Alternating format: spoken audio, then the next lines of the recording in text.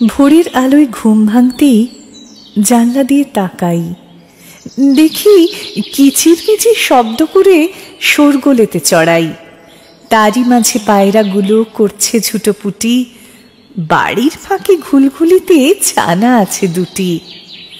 বকুম বকুম ডেকে তারা খাবার জড়ো করে, বাসায় গিয়ে সন্তানদের ঠোঁটে দেবে ভরে। ছাদের পরে নানান পাখির বসেছে যেন হাট, সূর্য যেন ওদের জন্যেই ভোর এনেছে আজ। ছাদের পরে পায়রা দুটি যেই দেখেছে আমায়, এপাশ ওপাশ চোখ ঘুরিয়ে বারে বারে তাকায়, বলছে যেন সুপ্রভাত, এই উঠলে বুঝি? খাবার খুঁজতে মোরা ভোরেই করছি হুটোপুটি।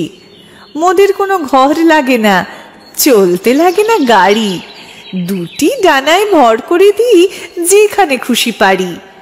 ভাবনা চিন্তা নেই কো মোদের, নেই কো কোনো ভয়। পারবে হতে মোদের মতো সবেতেই নির্ভয়। ভেবে দেখলাম সত্যি কথাই, হতাম যদি পাখি, উড়োজাহাজের বদলে দুটি ডানাই হতো সাথী।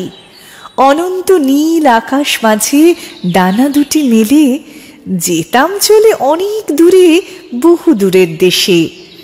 ভাবনা চিন্তা থাকতো না কো, হতাম যদি পাখি, যেতাম পাসপোর্ট ভিসা পয়সা করি ছাড়াই বিদেশ পাড়ি।